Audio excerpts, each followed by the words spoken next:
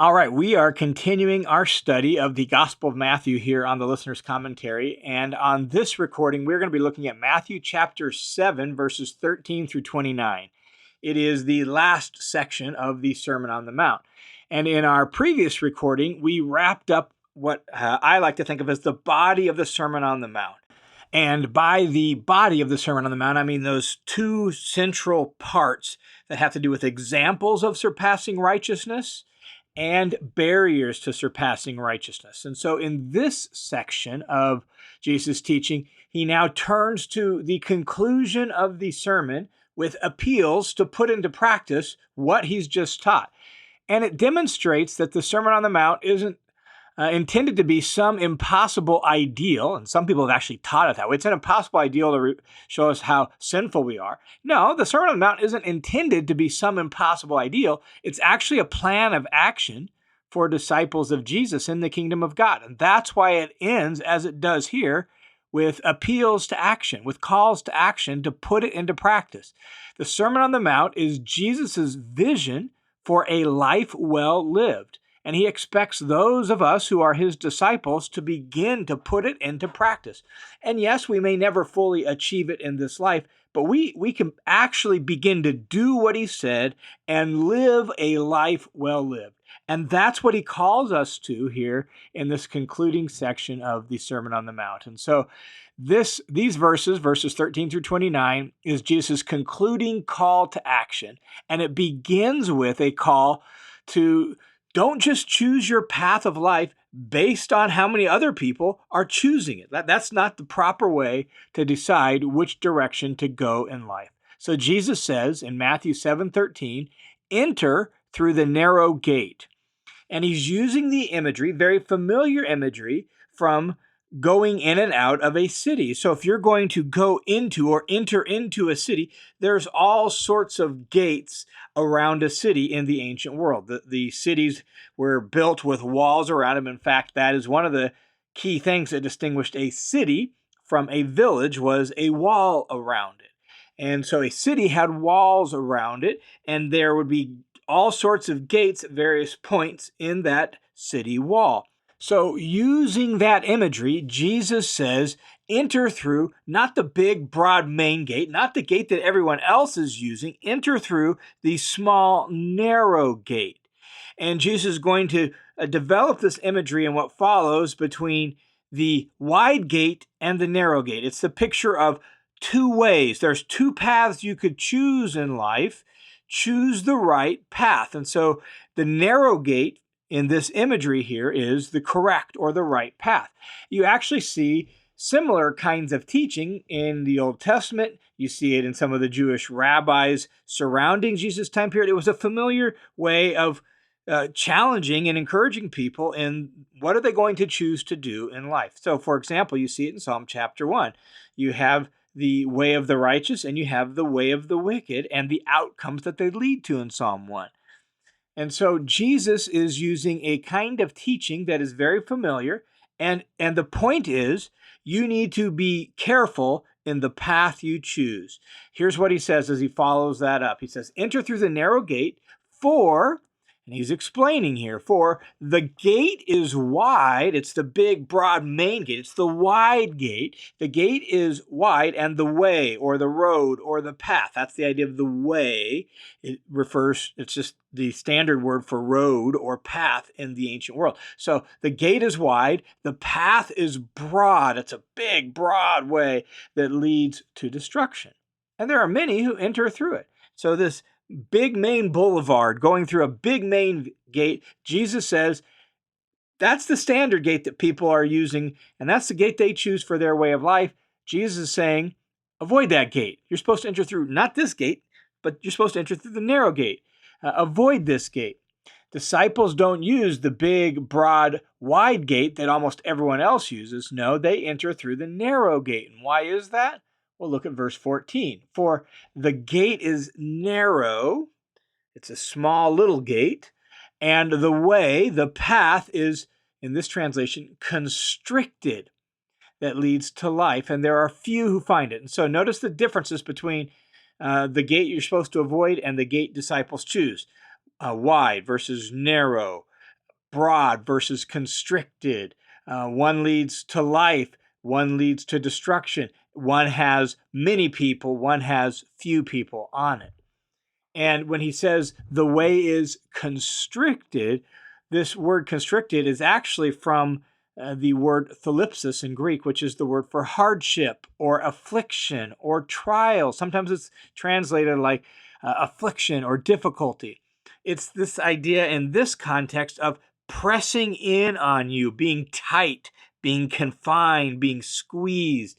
The idea is that the pathway that leads to light is a tight, narrow path that presses in on you. It's even, you need to hear the idea of affliction or hardship. It's even difficult. And so this is instructive to us. Just because the way that we're on is hard and it's full of pressure doesn't mean it's not the will of Jesus. So often that can be kind of a popular level assumption is, well, if we're walking in the will of God or the will of Jesus, man, things are going to just be smooth for us. No, that's not what Jesus says. His way is constricted and difficult, and it puts pressure on you.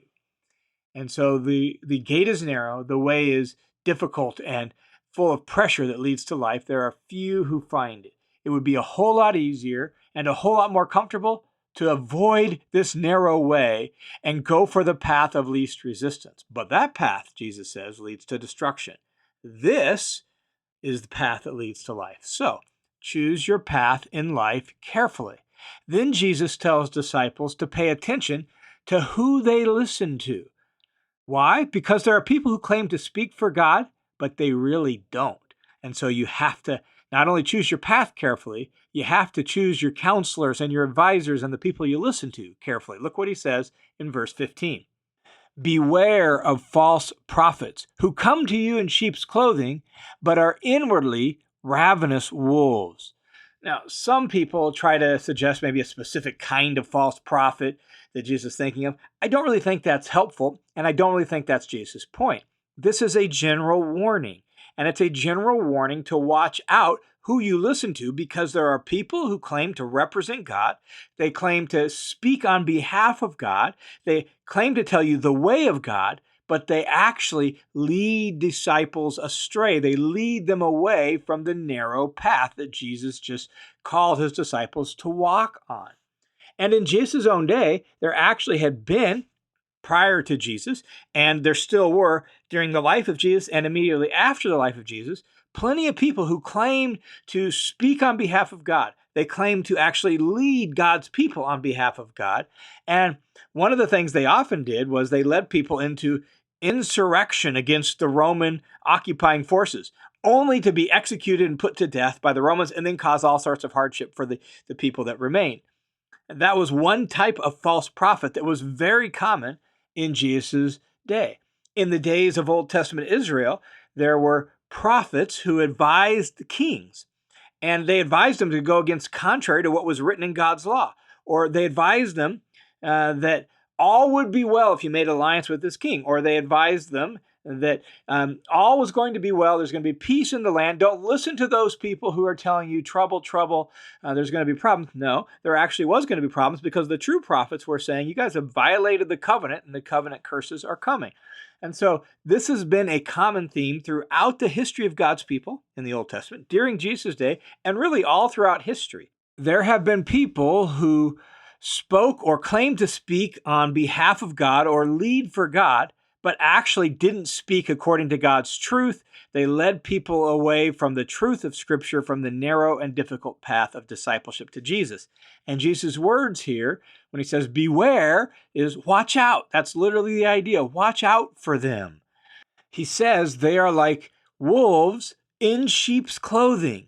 And not just any kind of wolves, he says ravenous wolves. The idea is they dress up and present themselves as harmless on the outside, but inside they're actually ravenous. They're hungry and they're snarling and they're looking to harm and destroy you. They want to use you and consume you for their own self-serving ends. And so they paint themselves as helpful and harmless and nice and gentle and all these things, but inside they're ravenous wolves.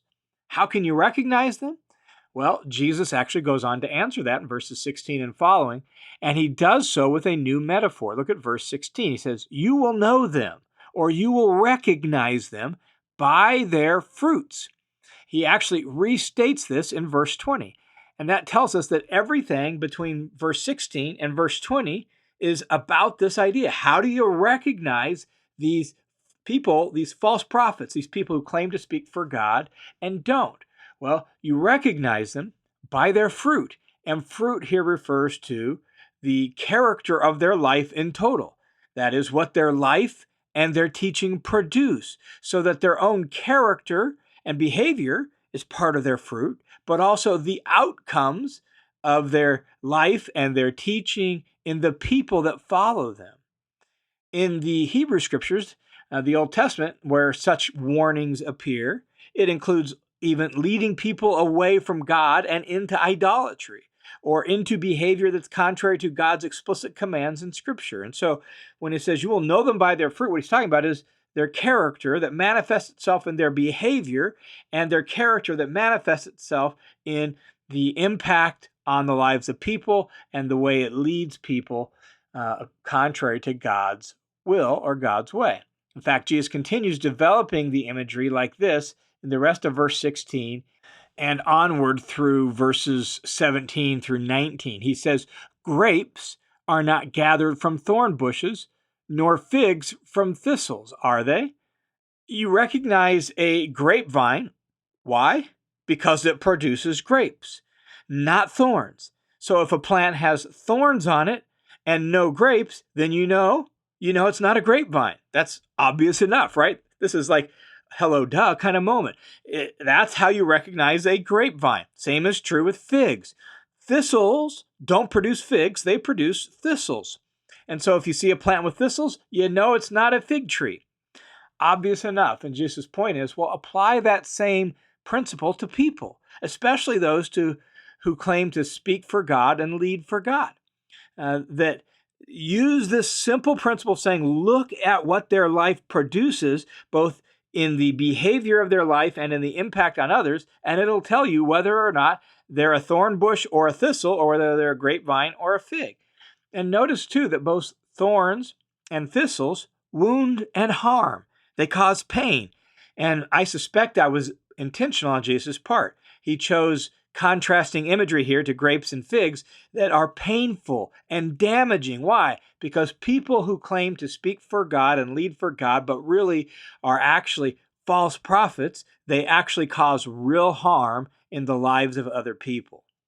Jesus then continues to drive home the point in verses 17 through 19 with a familiar bit of imagery, but it's still related to this whole point here. He says, "So every good tree bears good fruit, but the bad tree bears bad fruit." In other words, the kind of fruit you see on the tree tells you whether or not the tree is healthy or whether something's wrong with the tree.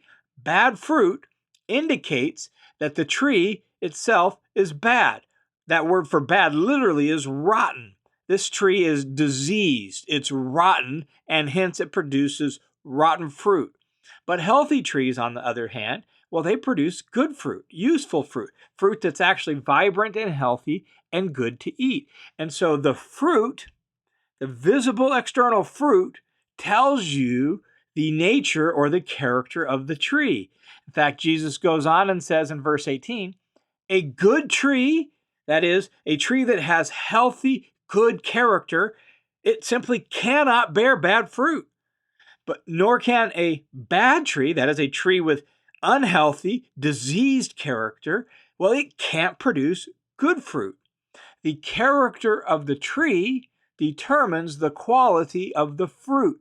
That's why elsewhere Jesus actually says, make the tree good and the fruit will be good.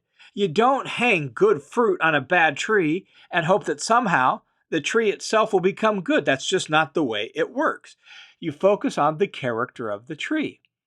And that's ultimately what Jesus is getting at it here is the visible fruit of a person's life reveals the inward character of their heart and their soul. And so a good tree will have good fruit. And so when you see good fruit, you know this tree is healthy and good. Bad fruit, well, that's going to tip you off that there's some bad character with this tree, some unhealthy character. In fact, there's such a direct and organic connection between the fruit and the character of the tree that the quality of the fruit doesn't just tell you what the character of the tree is, it actually determines the outcome for the tree itself. Look at verse 19. Every tree that does not bear good fruit, this is just the way it works in farming. Jesus is applying this to life. Every tree that does not bear good fruit is cut down, chopped up, thrown into the fire for firewood. Because it's useless. The fruit it's producing is no longer any good. And so that tree is just going to be cut down. That's just the way it worked.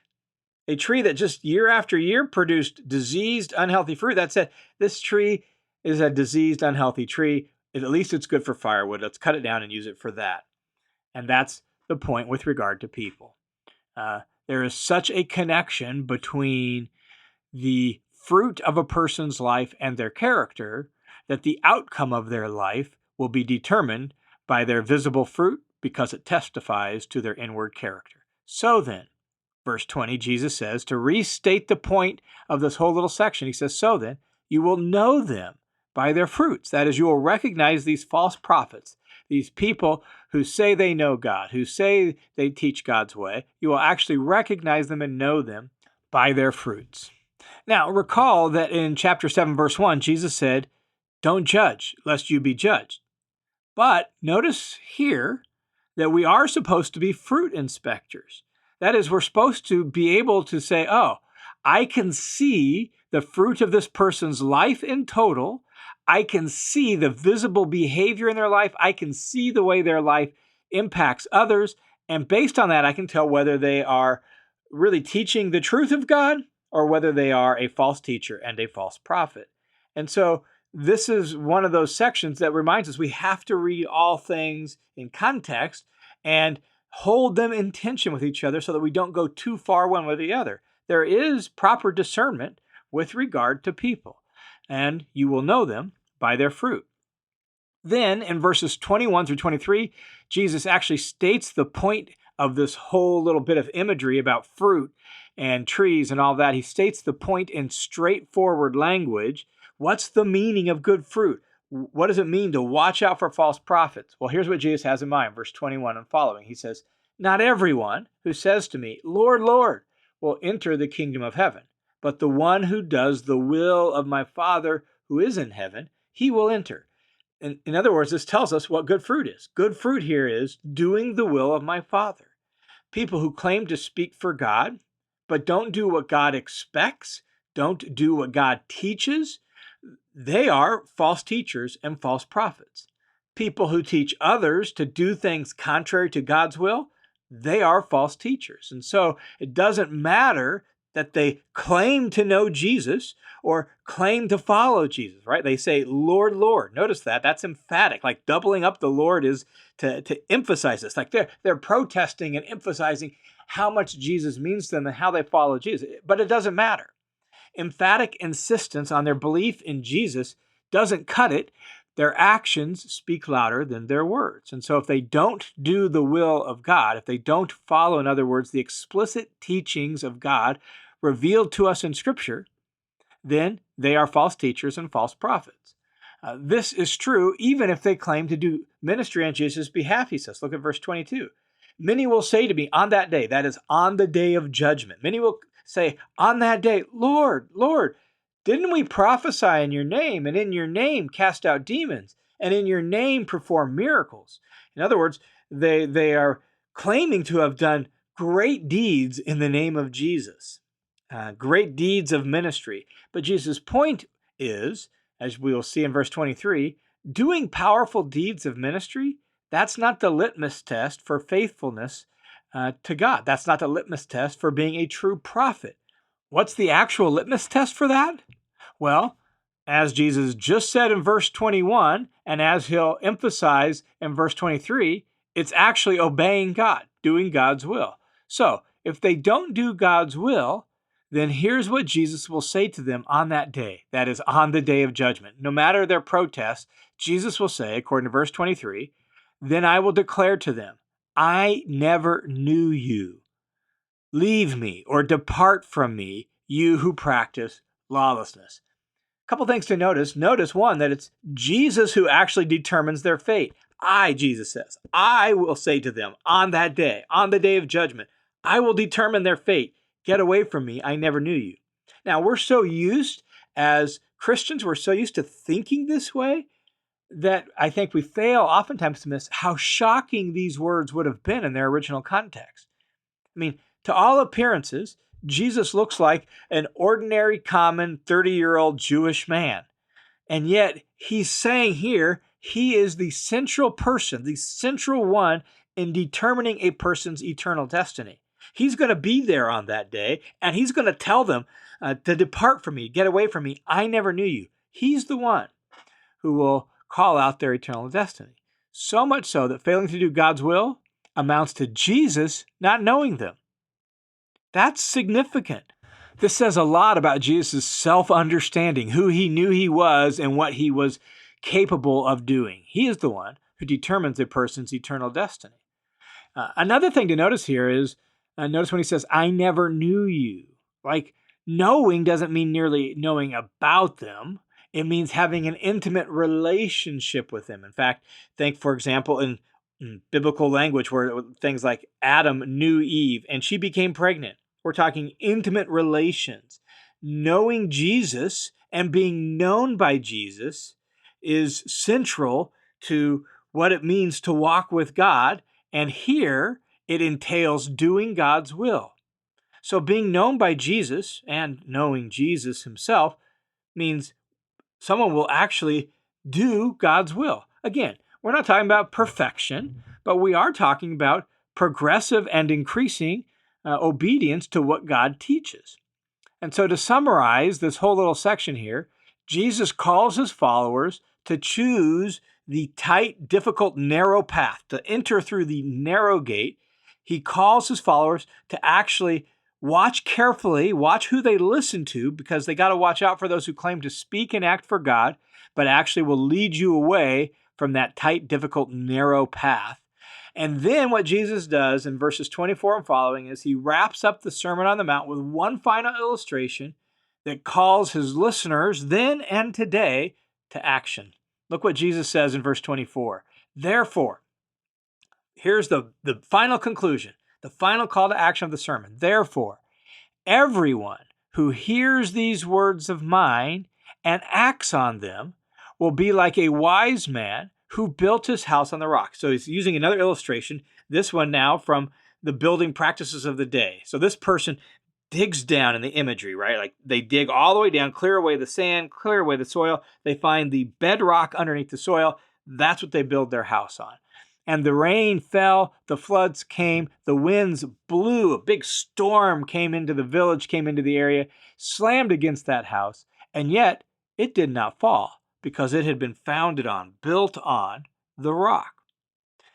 In contrast to that, everyone who hears these words of mine and does not act upon them will be like a foolish man who built his house on the sand. Instead of taking the time and putting forth the effort to clear away the sand and remove the dirt and dig down to bedrock, he just took the easy path. Here looks like a good place for a house. And he built his house on the sand. And the rain fell, the floods came, the winds blew, slammed against that house, and it fell. And its collapse was great. It came crashing down all around it. Now, in the illustration, what does the house represent? Both parts of the illustration represents the same thing. What it represents is a person's whole life. The house represents a person's life. And what you have are a picture of two people going about how they're going to build their life. Now, what's the difference between the wise builder and the foolish builder? Well, notice in the illustration, they both hear the words of Jesus. They hear the teaching of the Sermon on the Mount. Everyone who hears these words of mine, verse 24. Then again in verse 26, everyone who hears these words of mine. So they both hear. So that's not the difference. They both actually hear the teaching of Jesus. What's the difference? what they do with the teaching. Everyone who hears these words of mine and acts on them. Everyone who hears these words of mine and does not act on them. In other words, the wise builder is the one who puts forth the effort, takes the time, thinks it through, and figures out, how can I build my life on the teaching of Jesus by putting them into practice? The foolish man is the one who hears the words and it's kind of like in one ear and out the other ear. He doesn't take the time to meditate on it. He doesn't take the time to think it through. He doesn't take time to consider the implications. He doesn't take the time to look at his own life. He just in one ear and one out the other. Oh, that was nice. That's pretty cool teaching. And he doesn't actually build his life on the teaching of Jesus by putting him into practice. That's the only difference. Both hear, but one hears and does. One hears and doesn't do. And what's the outcome? Well, the one who puts them into practice when life gets hard, when persecution comes, right? When affliction or adversity of any kind comes, right? When winds fall, floods come, and all of that slam against that house, it might be shaken, but it stands firm because it's been founded on the rock. That is, it put Jesus' teaching into practice. The other one, the foolish builder, their life comes crashing down around them. And that's the difference. And so as we reach the conclusion of the Sermon on the Mount, what we hear ultimately is this call to, this is a plan of action. This is Jesus' vision for a life well lived, and it has to be put into practice. Now, the Sermon on the Mount ends then with verses 29 saying, when Jesus had finished these words, the crowds were amazed at his teaching, for he was teaching them as one who had authority and not as their scribes. This is the first of these kind of summary statements in the Gospel of Matthew. It's one of the key ways Matthew has organized his book, that he'll have these chunks of teaching, and then at the end of these blocks of teaching, he'll say something like, when Jesus had finished saying these things, or here, when Jesus had finished these words. And here, notice how the crowd responds. When he finished saying these things, the crowds were amazed. And why were they amazed? Well, the reason is because he was teaching them as one who had authority. And you hear this all throughout the Sermon on the Mount, where Jesus says in chapter 5, you have heard that it was said, but I tell you. And right down here to the conclusion where Jesus is the one who determines a person's eternal destiny. You've got to put his words into practice, not just other people's words, not even the law's words as maybe you've heard them taught before, but the way Jesus has taught them. You got to listen to the Sermon on the Mount and put it into practice, and that's going to determine the outcome of your life. And so all throughout the Sermon on the Mount, you've heard Jesus' authority. And that amazed the crowds because it was so different than their teachers and their scribes from their day. And so what Matthew is going to do in the next 2 chapters of his gospel is this idea of Jesus' authority is going to become the organizing principle or the direction for chapters 8 and 9. Matthew is going to put together a handful of snapshots from the ministry and the life of Jesus that demonstrate his authority, that show his power and his authority. And so as we go through chapters 8 and 9, that's what we're going to see, a collage of photos, collage of stories that paints a picture of Jesus' authority. Now, as we wrap up then the Sermon on the Mount, and we wrap up this particular section of it, let me just end again by this encouragement. As Jesus has called his listeners to action, so we too must hear the Sermon on the Mount, and we must go back through it and meditate on it. Take the time, dig away the sand, think it through, and dig down deep to the bedrock and say, how can I put these things into practice? How can I actually begin to do this? We want to become doers of Jesus' teaching and not merely hearers who delude ourselves, as Jesus' half-brother James says in his letter, that it's better to not just hear the word, but do the word. And so hearing can actually lead to self-deceit. We think we're fine because we know our Bible's highlighted, it's all marked up. Oh yeah, we've heard this before. Oh yeah, I'm familiar with that. I've heard that teaching. But have we taken the time to examine our life in light of it, to hold it up to our life like a mirror and say, okay, where do I need to adjust? Where do I need to change? What do I need to put into practice? How can I do what Jesus has said? It's one thing to profess to follow Jesus. It's another thing to actually practice it. And Jesus is calling disciples here to put this sermon into action. And so may we not just know the Sermon on the Mount, may we actually put it into practice. Thanks for tuning into this session on the Listener's Commentary on the New Testament. The Listener's Commentary is a crowd-funded, listener-supported Bible teaching ministry that we're able to give away for free simply because so many people give $5, $10, $25, $100, $50 a month. And so thanks a ton to those of you who make this ministry possible. If you have been blessed or impacted by the Listener's Commentary in any way, would you consider joining the team of supporters by swinging over to listenerscommentary.com? You can click the Give button. It'll redirect you to a page through World Family Mission, sort of an umbrella organization that oversees the financial donations for this ministry. And you can put in a dollar amount for either a one-time, or you can click the little box that says Make This Monthly, set up a monthly recurring donation right there. All monthly donors get access to the Study Hub that has some online courses and some bonus material to help you dig in so that you can learn and live the Bible. Thanks a ton in advance for your support.